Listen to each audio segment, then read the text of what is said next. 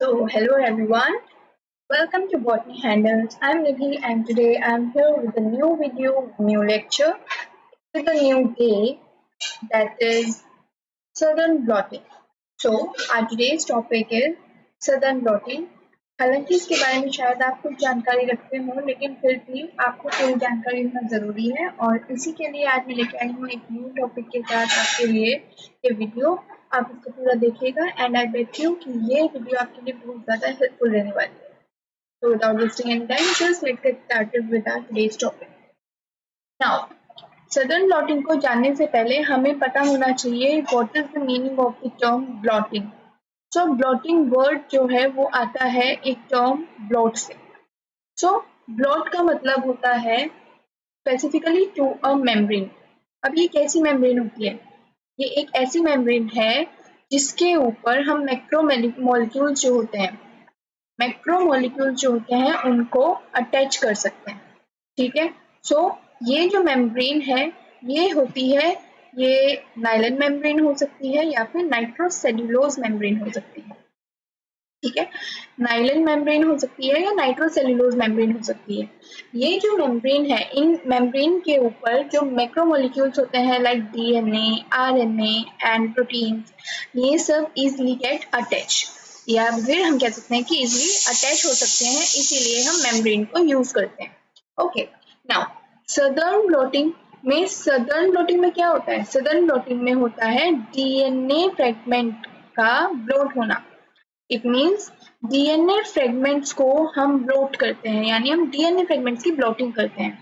अब हम इसको इस तरह से समझ सकते हैं, लाइक जैसे जेल इलेक्ट्रोफोरेसिस हमने की। अगर रोज जेल इलेक्ट्रोफोरेसिस में हमें पता है हम डीएनए आरएनए का सेपरेशन करते हैं, तो जो डीएनए है उसको फ्रेगमेंट्स में हमने डिवाइड कर लिया एंड इन फ्रेगमेंट्स में डिवाइड करने के बाद अब वो जो फ्रेगमेंट्स हमें मिली हैं उनको हमें इसी मेम्ब्रेन पे जब ट्रांसफर करना होता है, और वो मेम्ब्रेन कौन सी होती है? वो मेम्ब्रेन होती है या तो नाइट्रोसेल्युलोज मेम्ब्रेन या नायलॉन मेम्ब्रेन। उसी प्रोसेस को हम बेसिकली बोलते हैं ब्लॉटिंग। सो ब्लॉटिंग हम क्या बोलेंगे? Blotting is the process of transfer of macromolecule fragments on to a membrane या फिर separated DNA RNA fragments onto a membrane. Okay, this process is known as blotting. Okay, now अब बात करते हैं about कि सदर्न ब्लॉटिंग जो है उसकी डिस्कवरी किसने की एंड इसके अलावा और कितनी तरह की ब्लॉटिंग्स होती हैं, राइट? अगर मैं बात करूं सदर्न ब्लॉटिंग की एंड इसके अलावा और कितनी ब्लॉटिंग्स है, so it's western blotting. Other than this there also exist northern blotting. Okay, अगर आपको बैकग्राउंड नॉइज थोड़ी सी फील हो रही है then please just overcome it and avoid it और just focus on the lecture.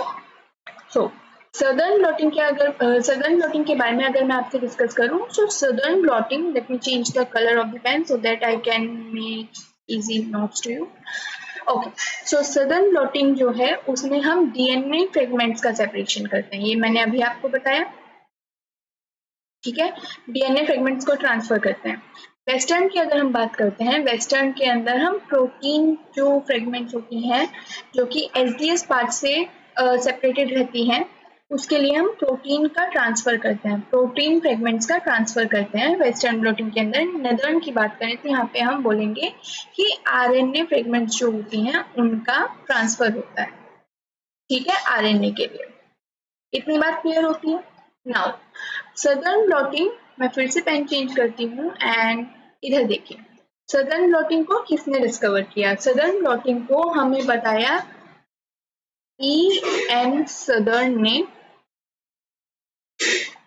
कौन से ईयर में? In the year 1975। And western blotting की अगर मैं बात करूं, सो वेस्टर्न ब्लॉटिंग को बताया है टॉबिन ने। ठीक है, वेस्टर्न ब्लॉटिंग के बारे में किसने बताया है? टॉबिन ने, इन द ईयर 1979। जबकि अगर मैं नदर्न ब्लॉटिंग की बात करूं तो नदर्न ब्लॉटिंग के बारे में बताया है अल्वाइन ने, in the year 1979 as well. Okay, so this was some discovery slide. So I hope ये helpful रही हो। नाउ अब बात करते हैं कि सदर्न ब्लोटिंग के अंदर, बिकॉज हमारा मेन टॉपिक क्या है आज के डिस्कशन का, सदर्न ब्लोटिंग। तो सदर्न ब्लोटिंग के कुछ स्टेप्स होते हैं। तो अगर मैं बेसिकली नॉर्मल एक स्लाइड पे आपसे डिस्कस करूं about the steps of southern blotting, तो हम कुछ इस तरह से करेंगे। सपोज ये हमारे पास कोई डीएनए सेगमेंट है एंड इसी डीएनए सेगमेंट पे हमारा जीन ऑफ इंटरेस्ट लाई करता है, ठीक है। इसी डीएनए सेगमेंट पे क्या है, सपोज यहाँ पे हमारा डीएनए, ये पूरी डीएनए सेगमेंट है और इसी पे हमारा ये क्या है, ये पोर्शन जो है, ये वो पोर्शन है जहाँ पे हमारा जीन ऑफ इंटरेस्ट है। एंड बिकॉज ये हमारा जीन ऑफ इंटरेस्ट है, इट मीन्स हमें इसका सीक्वेंस जो होगा वो नोन होगा, ठीक है। और इसी के आसपास क्या रहेंगी, रेस्ट्रिक्शन साइट्स प्रेजेंट होंगी। अब हमें इस जीन ऑफ इंटरेस्ट को यहाँ से अलग करना है, तो उसके लिए हम किसका यूज करेंगे, उसके लिए हम यूज करेंगे रेस्ट्रिक्शन एंडोन्यूक्लियस एंजाइम्स का। बिकॉज रेस्ट्रिक्शन एंडोन्यूक्लियस एंजाइम क्या करते हैं, वो डीएनए सेगमेंट्स को स्पेसिफिक साइट से कट करने का काम करते हैं। तो हमारा जो जीन ऑफ इंटरेस्ट है उसी के पास से रेस्ट्रिक्शन एंडोन्यूक्लियस जो है वो आके कट करेंगे, क्लीव करेंगे उसको, एंड हमारी जो जीन ऑफ इंटरेस्ट है वो वापस से आके क्या हो जाएगी, फ्रेगमेंट्स में टूट जाएगी, राइट। सपोज लाइक दिस, वो फ्रेगमेंट्स में टूट जाएगी। अब हमें क्या करना है, ये सब बिकॉज डीएनए कैसे होता है, डबल स्ट्रैंडेड होता है।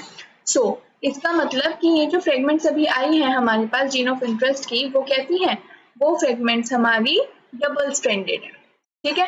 अब हम क्या करेंगे, इन फ्रेगमेंट्स का जेल इलेक्ट्रोफोरेसिस करेंगे। क्या करेंगे, हम इन फ्रेगमेंट्स को, बिकॉज ये डीएनए फ्रेगमेंट्स हैं, तो हम डीएनए फ्रेगमेंट्स के सेपरेशन के लिए क्या करेंगे, अगरोस जेल इलेक्ट्रोफोरेसिस को परफॉर्म करेंगे।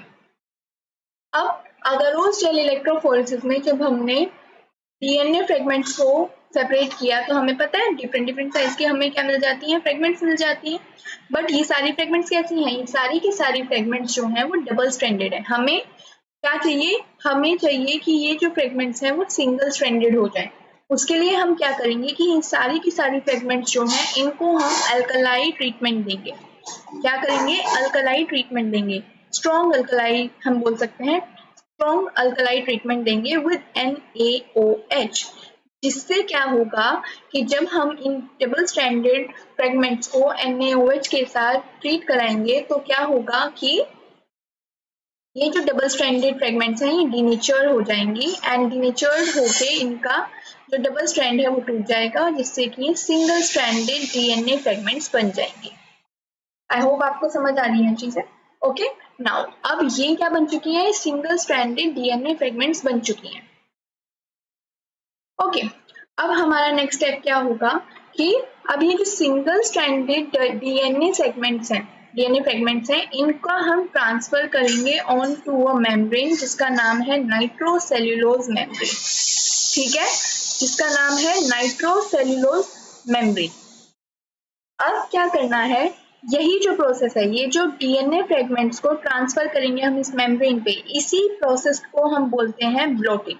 एंड बिकॉज यहाँ पे हम डीएनए के लिए ट्रांसफर कर रहे हैं, डीएनए फ्रेगमेंट्स का ट्रांसफर कर रहे हैं, इसीलिए ये ब्लोटिंग किस तरह की है, इस ब्लोटिंग को हम बोलेंगे southern blotting. I hope the points are clear to you all, ठीक है। नाउ अब क्या होगा, इतनी बातें आपको क्लियर होती हैं, हमने जेल इलेक्ट्रोफोरेसिस कर लिया, हमने मेम्ब्रेन ट्रांसफर का स्टेप कर लिया। उसके बाद हम क्या करते हैं, यहाँ पे अभी मैं आपको फिगर से भी चीजें दिखाऊंगी। यहाँ पे हम क्या करेंगे, जब हम मेम्ब्रेन पे ट्रांसफर कर लेंगे तो वो स्टेप में हम क्या करेंगे, कैपिलरी एक्शन की प्रोसेस को अप्लाई करेंगे, कैपिलरी एक्शन की प्रोसेस को अप्लाई करेंगे। लाइक किस तरह से करेंगे मैं आपको दिखाती हूँ। सी, आप क्या ये स्ट्रक्चर अच्छे से देख पा रहे हो जी, ये वाला स्ट्रक्चर आप सब देख पा रहे हो। अब इधर देखो, यहाँ पे हमने ये वाला स्टेप परफॉर्म कर लिया, ठीक है। हमने क्या किया, रेस्ट्रिक्शन एंडोन्यूक्लियस एंजाइम से डीएनए को कट कर लिया, मतलब जीन ऑफ इंटरेस्ट को कट कर लिया, उसकी इलेक्ट्रोफोरेसिस को परफॉर्म कर दिया, एग्रोस जेल इलेक्ट्रोफोरेसिस का प्रोसेस करके डीएनए फ्रेगमेंट्स को अलग कर दिया। और यहाँ पे सेकंड स्टेप, बी स्टेप में आप क्या देख पा रहे हो, यहाँ पे आप देख पा रहे हो ब्लोटिंग को। ब्लोटिंग मीन्स यहाँ पे ट्रांसफर हो रहा है, ट्रांसफर कर दिया। सपोज कैसे किया, आप यहाँ पे देखिए, यहाँ पे आपको क्या दिखाई दे रहा है, ये एल्कलाई सॉल्यूशन। आई होप ये इमेज आपको क्लियर हो रही होगी। यहाँ पे आपको मेंशन है एल्कलाई सॉल्यूशन। ये एल्कलाई सॉल्यूशन किस लिए, क्योंकि यहाँ पे आपको क्या देना है, यहाँ पे ये जो फ्रेगमेंट्स आई हैं उनको हमें सिंगल स्ट्रैंडेड बनाना है। सो एल्कलाई सॉल्यूशन हमने यहाँ पे किया। यहाँ पे आपको स्पंज दिखाई दे रहा है, ठीक है। ये जो आपको सबसे नीचे ब्लू स्काई ब्लू कलर में ये जो प्लेट दिखाई दे रही है, ये जो ट्रे दिखाई दे रही है, ये क्या है? ये ट्रांसफर प्लेट है। क्या है? ये ट्रांसफर प्लेट है। ठीक है, या फिर हम इसको बफर प्लेट भी कह सकते हैं। हम इसमें बफर को ऐड करते हैं। बफर मूवमेंट को क्या करता है? मेंटेन करता है, राइट। तो क्या करता है ये बफर? मूवमेंट को, पीएच को मेंटेन करने का काम करता है। तो ये बफर प्लेट है, ट्रांसफर प्लेट है। यहाँ पे हम क्या करेंगे? इसके ऊपर चीजों को ऐड करेंगे। यहाँ पे आप देखिए, यहाँ पे नाइट्रोसेल्यूलोज मेम्ब्रेन को ऐड किया गया है इसके ऊपर। ठीक है, इस बीच हम यहाँ पे वॉटमैन पेपर जो होते हैं उनको भी ऐड कर सकते हैं। हमारा मेन पर्पस क्या है कि हमें कैपिलरी एक्शन परफॉर्म कराना है। क्या कराना है? कैपिलरी एक्शन परफॉर्म कराना है। और किस लिए कराना है? ताकि हमारा जो ये एगरोस जेल इलेक्ट्रोफोरेसिस से हमें जो फ्रेगमेंट्स मिले हैं उनको सिंगल स्ट्रैंडेड करने के बाद, सिंगल स्ट्रैंडेड बनाने के बाद हम इस मेम्ब्रेन तक पूरी की पूरी उसी पैटर्न में, जिस पैटर्न में वो हमको मिले हैं, हम इस नाइट्रोसेल्यूलोज मेम्ब्रेन तक उसको ट्रांसफर कर सकें इजीली। ये हमारा पर्पज है। हमें चाहिए क्या? सपोज एक गीले पेपर पे मैंने कुछ इंक से लिखा है, पेन से लिखा है, और अगर मैं उसको किसी दूसरे पेपर पे ओवरलैप कराती हूँ तो आप क्या देखोगे कि ये वाला जो पूरा पैटर्न है, ये पूरा पैटर्न इस दूसरे पेपर पे ऐसा का ऐसा ही छप जाएगा। तो हमें भी यही कराना है कि जो हमारी जो सिंगल स्ट्रैंडेड फ्रेगमेंट्स हैं उनको हमें इस नाइट्रोसेल्यूलोज पेपर तक लेके आना है, जिससे कि वो पूरी की पूरी वहां पे ओवरलैप उसको कर जाए और हमें सेम पैटर्न मिल जाए। उसके लिए हमें क्या किया? हमने सारा का सारा प्रेशर उसको दिया, किस पे? बफर प्लेट पे दिया, जिससे कि क्या होगा कैपिलरी एक्शन में कि ऊपर से प्रेशर पड़ता है और नीचे से ऊपर की तरफ मूवमेंट होना शुरू हो जाता है, राइट। इस तरह की चीजें होती हैं। तो नाइट्रोसेल्यूलोज मेम्ब्रेन तक हमें, ये जो नाइट्रोसेल्यूलोज पेपर है, नाइट्रोसेल्यूलोज मेम्ब्रेन है, हमें इस बफर सॉल्यूशन में केवल हल्का सा डिप करना है। ठीक है, केवल हल्का सा डिप करना है, ताकि जब इसका मूवमेंट हो तो ये गीला हो जाए इतना, और जैसे जैसे ऊपर से प्रेशर पड़े ये मूवमेंट ऊपर की तरफ हो, कैपिलरी एक्शन हो, और ये जो हमारी डीएनए फ्रेगमेंट्स हैं इनका भी मूवमेंट साथ साथ शुरू हो जाए। क्योंकि जो ये डीएनए फ्रेगमेंट्स है वो नेगेटिवली चार्ज है, वो ऊपर जो मेम्ब्रेन है वो पॉजिटिवली चार्ज रहेगी, तो नेगेटिव से पॉजिटिव की तरफ मूवमेंट होना चाहिए। ये चीज को पर्पस रखते हुए या एम करते हुए हम क्या करेंगे कि अब मूवमेंट शुरू हो जाएगा यहाँ पे, और कैपिलरी एक्शन होने से ये जो हमारे डीएनए फ्रेगमेंट्स हैं ये भी ऊपर की तरफ मूव करना शुरू कर देंगे। अब क्या होगा? जैसे ही नाइट्रोसेल्यूलोज मेम्ब्रेन तक पहुंचेंगे तो हम देखेंगे कि धीरे धीरे ये उस पे पूरी तरह से आ जाएंगे। ठीक है, उसके बाद क्या होगा? हम अब ये वाला स्टेप हमारा पूरा हो चुका है। हमें अब हमारी पूरी की पूरी नाइट्रोसेल्यूलोज मेम्ब्रेन मिल चुकी है, जिसपे कि क्या होगा, जिसपे हमारी डीएनए फ्रेगमेंट्स और वो कैसी है? सिंगल स्ट्रैंडेड है। ठीक है, अब क्या होगा? ये सिंगल स्ट्रैंडेड फ्रेगमेंट्स, अब हमारे पास क्या है कि हमारी जो मेम्ब्रेन है उस मेम्ब्रेन पे, वेट, हमारी जो मेम्ब्रेन है इस मेम्ब्रेन पे हमारी सिंगल स्ट्रैंडेड फ्रेगमेंट्स आ चुकी हैं। अब हमें क्या करना है कि ताकि ये जो फ्रेगमेंट्स हैं, बिकॉज ये तो मेम्ब्रेन है, मेम्ब्रेन पे जो फ्रेगमेंट्स हैं ये इधर उधर ना जाए, ये पैटर्न चेंज ना हो जाए, इसके लिए हम दो चीज कर सकते हैं। लाइक हमारा मेन पर्पज यहाँ पे क्या है कि हम बाइंडिंग एफिनिटी जो है, एफिनिटी ऑफ बाइंडिंग, ये जो बाइंडिंग एफिनिटी है इसको बरकरार रख सकें, इसको स्ट्रॉन्ग कर सकें, ताकि हमारा पैटर्न जैसा का तैसा ही रहे, जैसे हमने उसको बनाया है, राइट, जैसा हमको वो मिला था। तो उसके लिए हम क्या कर सकते हैं? हम दो चीजें कर सकते हैं। पहली तो ये कि या तो हम बेकिंग कर सकते हैं। अगर हम बेकिंग करते हैं 1 से 2 घंटे के लिए, 1 से 2 घंटे के लिए अगर हम बेकिंग करते हैं, या फिर हम बोल सकते हैं हाफ एन आवर के लिए, केवल 70 डिग्री से 80 डिग्री सेल्सियस तक, 70 या 80 डिग्री सेल्सियस पे अगर हम बेकिंग करते हैं तो एफिनिटी ऑफ बाइंडिंग जो है वो मेंटेन हो जाएगी, वो रेज हो जाएगी। पहला तो ये।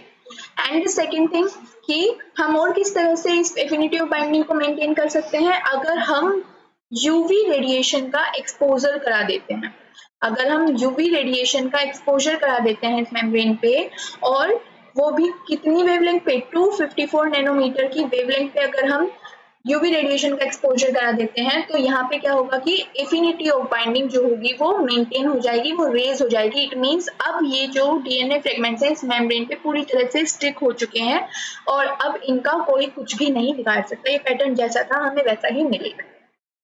ठीक है, अब इतनी चीजें आपको क्लियर अगर हुई हो, अब हमारा नेक्स्ट स्टेप क्या रहेगा? हमारा नेक्स्ट स्टेप ये रहेगा कि अब यहाँ पे हम प्रोब्स को ऐड करते हैं। Let me clear it for you once, जिससे कि आपको चीजें और अच्छे से क्लियर हो सके। Please support my channel. आपको अच्छा लग रहा है, अगर आप तक ये वीडियो पहुंच रही है, कमेंट करें।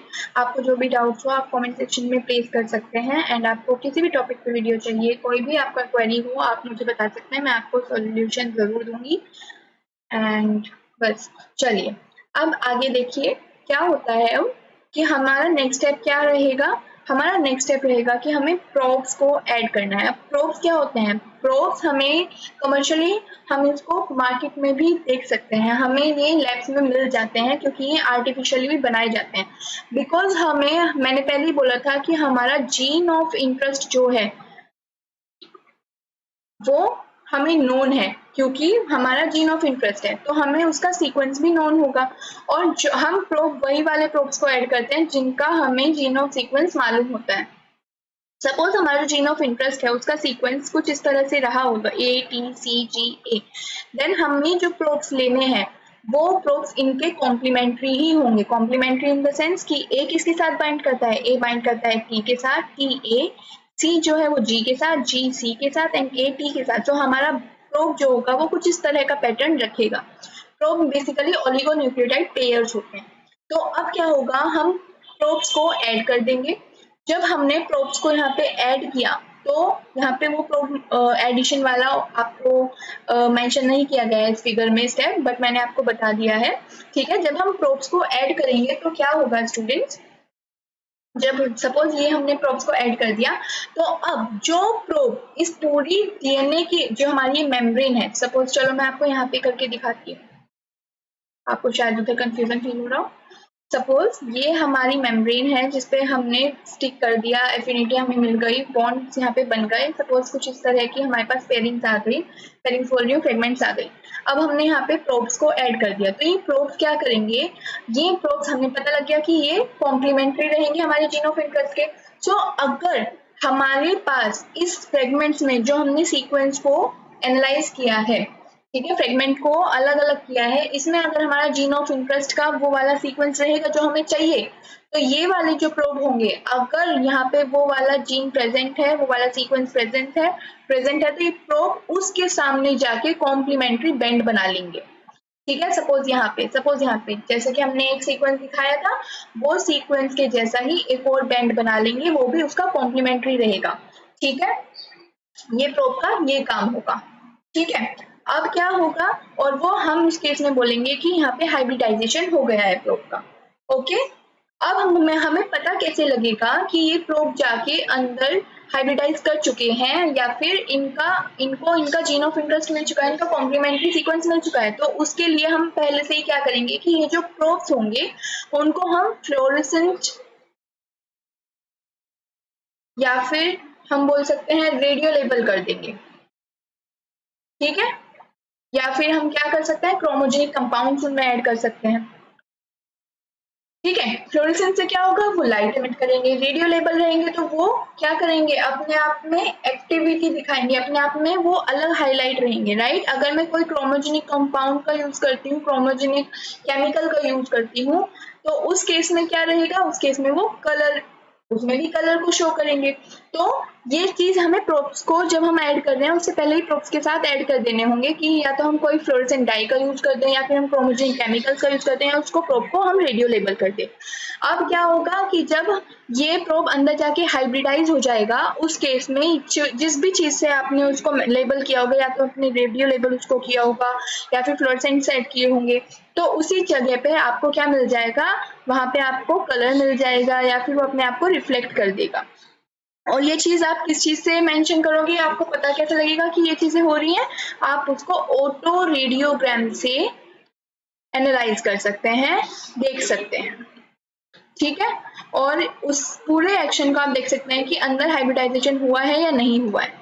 ठीक है, तो ये वाली सारी चीजें रही हैं। देखो यहाँ पे लेबल DNA प्रोब इन बफर।